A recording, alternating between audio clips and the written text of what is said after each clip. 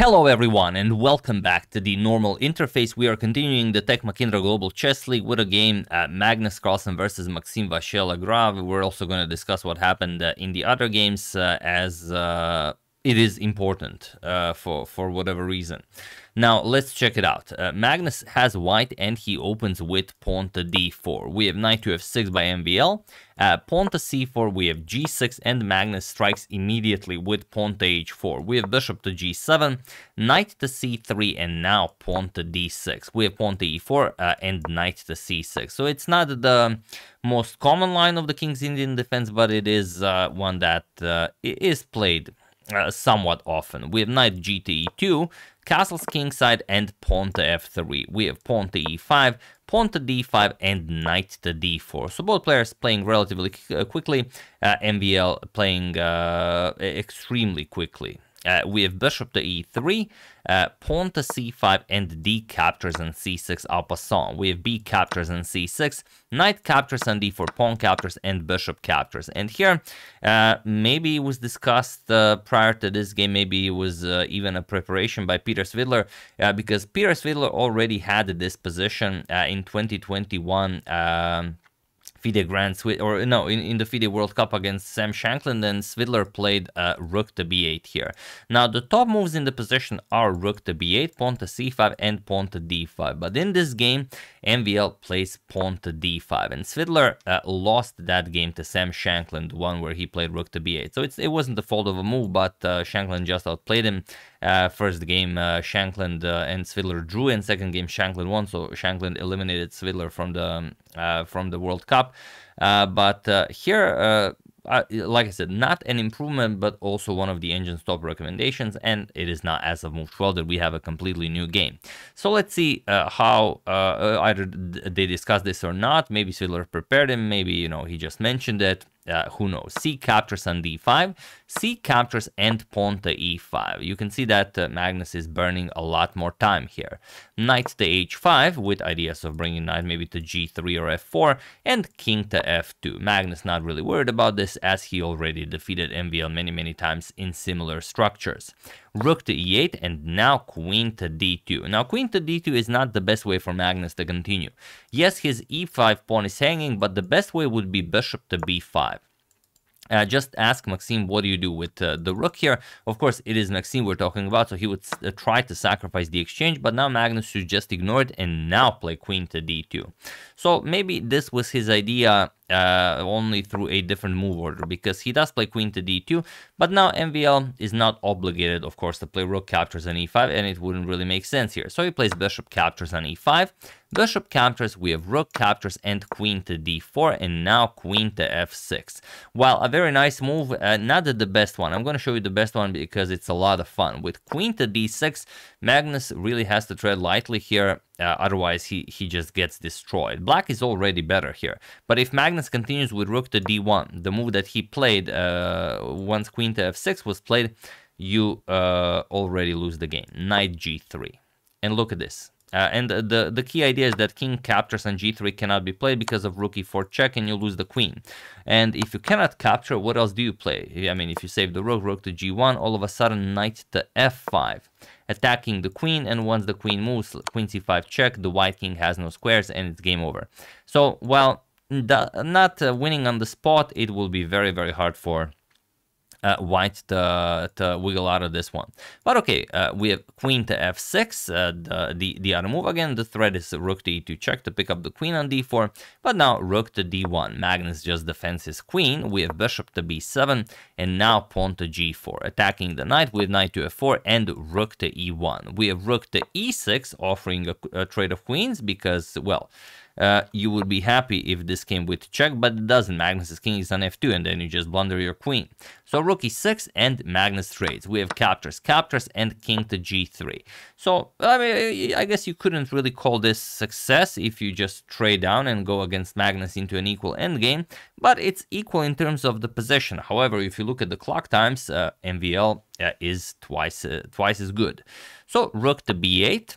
We have rook to h2 and now pawn to h6. Rook to d2, okay, getting the rook into the game, putting pressure on that d5 pawn.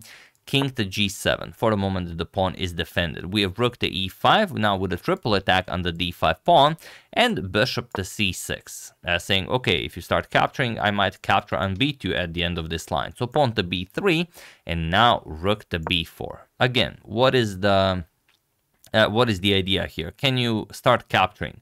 Well, if you capture now, then bishop or knight captures on d5, doesn't really matter, and after you play rook captures, bishop captures, and rook captures, yes, you won a pawn, but you're down the exchange. Still, okay, playable, but that makes no sense for you to do this. So knight to e2, and now rook to e6. Offering a rook trade, we have knight captures on f4, rook captures on e5, and now knight to d3, attacking the two rooks, and of course rook to d4, pinning the knight, so you cannot move the knight, otherwise you lose the rook here. But it's I would say it's not that difficult to find a way out of this one. Even without pausing the video, what does your gut tell you? What is your first inclination when you see this position? What do you play instantly? Like, what do you just blitz out? Of course, knight captures on e5. There's no reason not to do this. But for some reason, Magnus didn't do it. Now rook captures on d2, knight captures on c6. Okay, rook captures here. And now you play something like bishop to b5, and the game continues. Okay, black is up a pawn, but you have a bishop and knight versus a rook. So it's an equal game. But after rook to d4, Magnus played rook to c2, saying, okay, I'm attacking your bishop. Probably he thought, I don't know what he thought, but it doesn't work as well, because now Maxime just played rook to e6. Yes, his rook is hanging, yes, his bishop is hanging, but a simple rook to e6 fixes all of his problems. And now Magnus has to play king to f2, just continue the game like nothing happened, and he has much less time on the clock. So king f2, we have pawn to a5 by Maxime. Objectively, he now has a winning position against Magnus. Can he win it? Let's see. We have knight to c5, attacking the rook, rook to f6, preparing to pile up on that f3 pawn. King g3, we have rook d to f4, and now bishop to g2. We have rook back to b4, now with some a4 ideas in mind.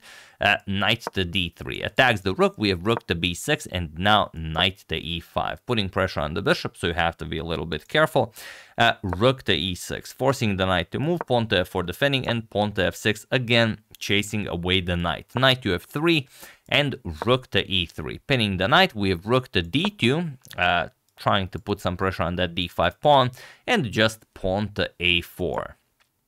We have king to f2, attacking the rook, and now, well, while you could move the rook, it's not the end of the world if you do that. Of course, MVL will play the top move in the position, and that is a captures on b3. He gives up the rook on e3, but even though it's best to capture it, it doesn't really do all that much. And of course, if you capture back, then just a rook captures, a rook e captures on b3.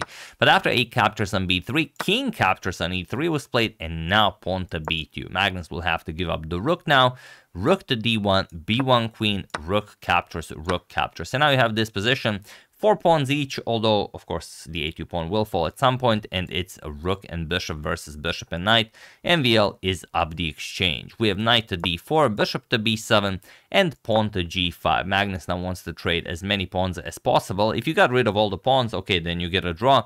But of course, MVL will never allow this. H captures, we have H captures, F captures, and rook to b2, going after the a2 pawn and the bishop on g2. So you have to save the bishop, and rook captures on a2. So now MVL is up a pawn, and of course, that beautiful exchange on a2, that is the rook.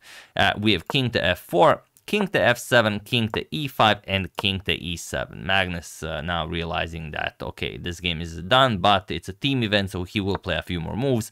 Bishop to f1, we have rook to a3, king to f4, and now bishop to a6, offering a trade of bishops. Bishop to g2, Magnus declines, and now king to d6. And he was in this position on move 54 that Magnus Carlsen resigned the game, as there is nothing more to be done here. So a beautiful win by MVL with the black pieces in the King's Indian versus Magnus Carlsen. And for those of you who liked it when I finished the game, there's not much you can do here. This pawn will start moving forward, and you don't really have all that many useful moves. Like the knight can't go forward. You can move back with the bishop, like let's say bishop f3. You're gonna go rook a4, attack the knight. Once you defend it, let's say rook a2, bishop h1, some useful or rather unuseful moves, bishop to b7. And now once you make a move, doesn't really matter what, knight to f3, rook a3 check, king to d4, you're going to force the king back. And now once the king moves, you will finally play pawn to d4. And yes, you are attacking it twice, but also you're going to lose the bishop there, and it doesn't matter what you do because, of course, black is is up in material too much, and whatever you play, of course, MVL can just trade. And now let's say rook a2 check, king to d3, rook to a3 check to win the bishop. If king e2, you're just going to give a d3 check, king to e3, or king to e3, you just push the pawn d2, and if king to d2, then you just bring the king over, king e5, bishop to g4, king to d4, and now you just either checkmate the white king or you promote that pawn. Doesn't really matter. White can still just waste moves. Let's say rook c3 going after rook c2 check, bishop to g4, rook to c2 with check, king to d1 or e1, doesn't really matter, king to e3 threatening rook to c1 checkmate, and if king d1, you will just waste the move, and now it doesn't really matter what happens if bishop h3, pawn to d2, and now whatever white plays, next move rook to c1 will be checkmate. So of course it's a pointless endgame. It doesn't matter if you're Magnus Carlsen, this is pointless to continue. You would win this position against Magnus Carlsen. No problems there. So yeah, beautiful stuff by MVL taking down Magnus Carlsen like this, and yeah, it was very, very important for the team as the Upgrade Mumba Masters defeated the Alpine SG Pipers. MVL defeated Magnus Carlsen. Vidit lost to Pragnananda, but Peter Sviller won against Richard Rapport. And that's why I thought maybe it's relevant because MVL and Sviller are on the same team here, and MVL employed the line. Obviously, Sviller knows very well. He prepared it for the FIDE World Cup. He did lose the game against Shanklin, but yeah, could be that his preparation came in handy here in taking down Magnus Carlsen, because you've seen how much time Magnus was burning. Hui Fan and Hampi a draw, Katrina Lahno and Harika Dronavali a draw, and Daniel Dardaha lost to Raunak Sadvani, and that was, well, that was enough for Ugrad Mumba Masters to win the match. So yeah, that's the game, and a little extra info about the event. Hope you guys enjoyed that. I would like to thank a friendly Weasel, Bubbles Magi, Tigran Shanazarian, Chess King 22, and welcome Atlas Wilton Jack Ingram for your contribution to my channel. Thank you a lot, I really appreciate it. As usual, you can check 2 of my previous videos here. Thank you all for watching, and I will see you soon, continuing to check up on your wonderful suggestions and whatever else happens in the chess world. Thank you all, I will see you soon, and have an excellent rest of your day.